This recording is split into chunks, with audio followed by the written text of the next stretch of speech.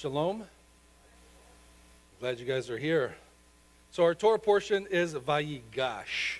So we're going to quickly go into our overview of this entire portion. It starts off with Judah. He approached Joseph for Benjamin's life. Joseph reveals his identity to his brothers, and then Jacob comes to Egypt with 70 people. And then Jacob and Joseph, they were united after 22 years. Joseph and his 5 brothers approached Pharaoh. Then Jacob, he approached Pharaoh, and then Jacob blesses Pharaoh, and this Torah portion concludes with Joseph providing for his household, his family, and they prospered and they multiplied in Goshen, and then Egypt, the Egyptians, they sold everything that they have, food for Pharaoh. So this Torah portion has multiple models of trust, or in the Hebrew, betachon. Today we will highlight Judah, Joseph, the brothers, and Jacob, and understand what is true trust, or betachon, and what does it look like. So first, Judah. The Torah portion opens with one of the most emotionally charged words in all the Torah. We're going to go to Genesis 44, verse 18. Then Judah went up to him and said, "O my Lord, please let your servant speak a word in my Lord's ears, and let not your anger burn against your servant, for you are like Pharaoh himself." Judah approaches the man he believes to be an all-powerful Egyptian ruler. The Torah records Judah's words with great care. We can imagine Judah's heart pounding, his breath tightening, and the weight of his father's life rests on this moment in Torah. Perhaps, though, Judah is standing on a different inner posture called trust, betachon. This trust that Judah is displaying is not passive. It's not a passive trust. It is a trust that steps forward between the gap for another person. Interestingly, there are 2 sides to one coin with this word trust. Both will illustrate Judah's action at this moment in our Torah portion. The first side of the coin is found by Rabbi Yosef Yuzel Horowitz. His definition on betachon, trust, he says, trust is a deep knowing that God delivers what we need in each moment. So from this perspective, Judah may have trusted that the right words will come. The situation would resolve for good. His responsibility was to act and not control outcomes. This kind of trust does not erase fear. It moves through the fear with ometzlev, the courageous heart. This is one side of the coin. The other side of the coin is found by Rabbi Avraham Isaiah Karolitz, and he says, betachon, trust, is everything we experience in this world has greater meaning, even if it's not immediately or even apparent to us. So basically saying that trust is not certainty of a good outcome, but certainty of whatever unfolds is meaningful and held within the divine purpose. So from this view, Judah could step forward knowing that even if Benjamin is not released, even if disaster unfolds, this trust says, Adonai remains faithful beyond visible outcomes. This is mature trust, trust without guarantees. Judah does not rely on miracles at this point. He doesn't say, Adonai will handle it. Instead, he retells what has taken place up until this moment in the Torah portion. And we arrive at verse 32. So Genesis 44, starting in verse 32. It says, "For your servant became a pledge of safety for the boy to my father, saying, if I do not bring him back to you, then I shall bear the blame before my father all my life. Now, therefore, please let your servant remain instead of the boy as a servant to my Lord, and let the boy go back with his brothers. For how can I go back to my father if the boy is not with me?" This is absolute trust expressed through responsibility. This is the same Judah who once failed Joseph, the same Judah who once failed Tamar, but now he chooses to do something different.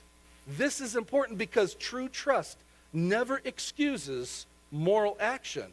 It actually, trust demands it. This is why Joseph can no longer restrain himself. In Genesis 45, starting in verse 1. Then Joseph could not control himself before all those who stood by him. He cried, "Make everyone go out from me."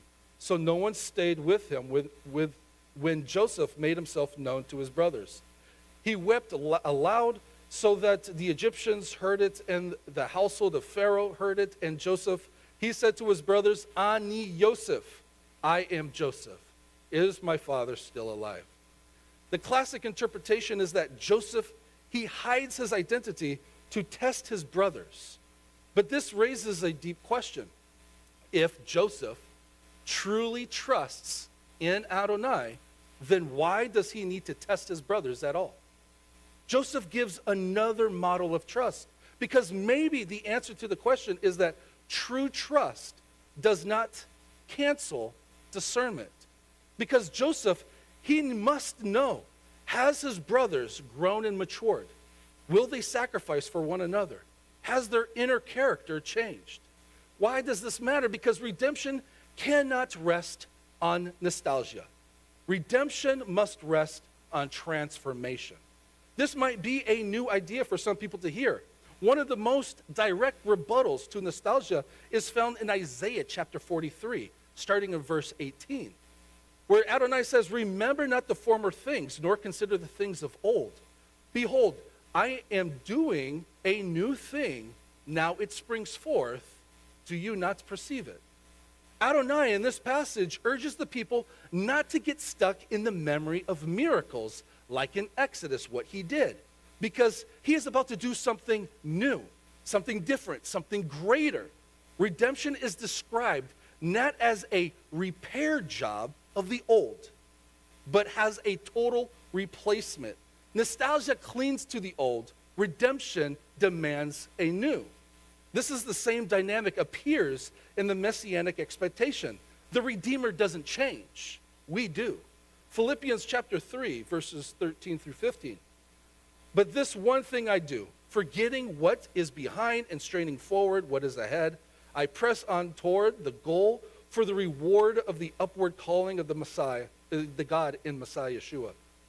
Therefore, let all who are mature have this attitude. And if you have a different attitude in anything, this also God will reveal to you." Or what about Yeshua's words? In Luke 9, verse 62, Yeshua says, "No one who has put his hand on the plow and looked back is fit for the kingdom of heaven." Yeshua uses a vivid metaphor to explain that redemption requires a forward-facing commitment.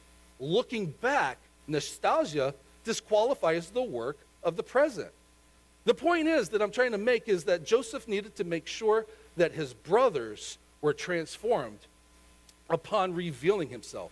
Joseph does not deny their guilt, but he reframes it with divine purpose. And this is found in Genesis 45, starting in verse 5. "So now don't be grieved and don't be angry in your eyes that you sold me here, since it was for preserving life that God sent me here before you. But God sent me ahead of you to ensure a remnant in the land and to keep you alive for a great escape." So now it wasn't you. You didn't send me here, but God. "And he made me as a father to Pharaoh, Lord over this whole house, and ruler over the entire land of Egypt." At this moment, the brothers of Joseph, they must face their own test of trust. They must ask themselves at this moment, can we believe Joseph will not retaliate? Can we accept kindness after guilt? After the reunion with Joseph, the brothers are sent away to retrieve their father. And Joseph sends food, garments, wealth. But this is not merely for generosity purposes. This is for reassurance. Why? Because with the brothers' model, we learn sometimes trust means trusting in forgiveness. Then we have Jacob, who is tested with his own set of trust. And this is found in Genesis 45, verse 25. Then the brothers, they went up from Egypt and came to the land of Canaan to Jacob their father. They told him, saying, Joseph is still alive. He is ruler of the whole land of Egypt. But look what it says. Jacob, his heart went numb, and he did not believe them. Even after a lifetime of spiritual heights and wrestling with Adonai, the transition into the unknown still brings a moment of hesitation. Because after Jacob understands that his son Joseph is still alive, in the very next chapter, Genesis 46, verse 1, look what it says. So Israel set out along with everything that belonged to him. When he came to Beersheba, he offered sacrifices to God of his father Isaac. In visions of the night, God said to Israel, Jacob, Jacob. Hineni, he said. I am God, the God of your father, he said. Do not be afraid to go down to Egypt, for I will turn you into a great nation there, and I myself will go down with you to Egypt, and I myself will also, most certainly, bring you up. So Joseph will put his hands on your eyes. This specific moment at Beersheba is so significant for our understanding the nature of trust that we have been looking at. Beersheba was not just a physical landmark. It was a spiritual boundary. It was the place where his father Isaac and Abraham had also encountered God. By stopping here to offer sacrifices, Jacob was reconnecting with his roots before leaving the promised land. Also, at this place, Jacob had spent his life fleeing from Esau, from Laban, and through the grief of losing his son, Joseph. By entering into Egypt, must have felt like another exile. He likely feared what this move meant for the future of the covenant. The divine response to Jacob addresses his specific internal state. The promise that Adonai himself will go down with him, and it is the Lord who will bring the future generation out. This changes the nature of the journey from a lonely exile of families into a shared vision and mission with the Lord. True trust, true bitachon, is not the absence of fear. This resonates with all these characters in this week's Torah portion. This suggests that vulnerability is a strength in the eyes of God. Jacob needed assurance, which it did not make him less of Israel. It made his faith more authentic. The descent into Egypt or any difficult period is manageable because it is not done in isolation. This is a beautiful reminder that our wrestling doesn't end when we find faith. It is often what sustains it. Trust involves active engagement and seeking connection. And fear is a natural human response to change.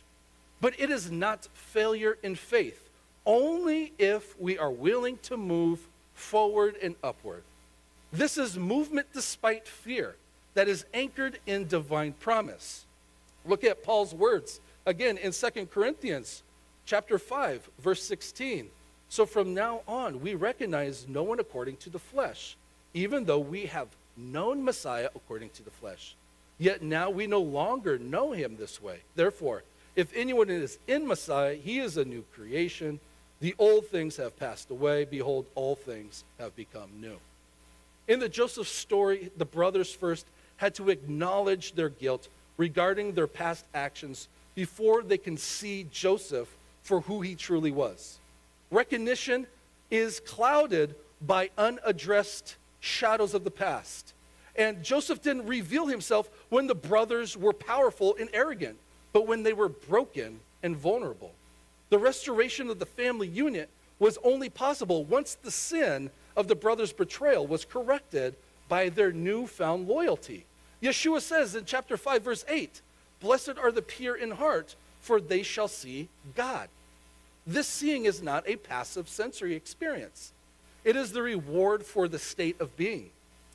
If the heart is cluttered with pride, resentment, or any lack of accountability, the Messiah remains a stranger, or in our case, an Egyptian ruler that someone has not recognized.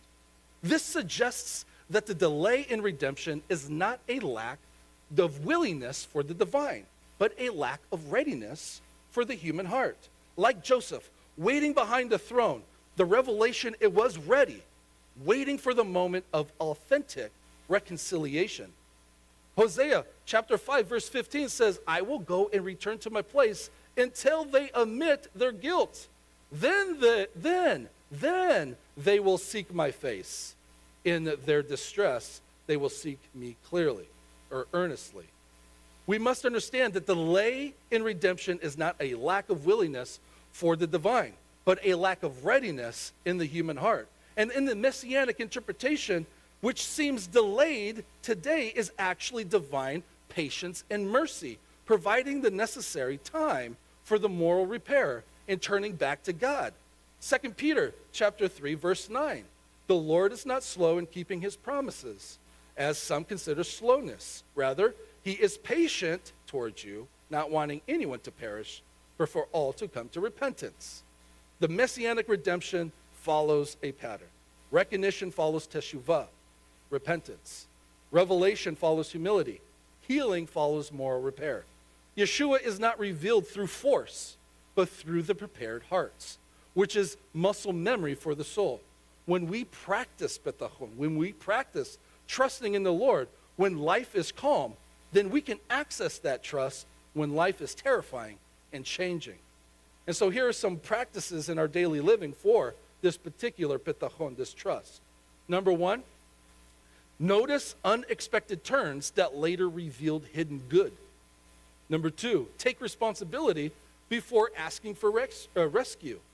Number three, act with integrity even when outcomes are unclear. And more importantly, number four, thank Adonai for where the path has led you today, even if it was painful getting here to this moment.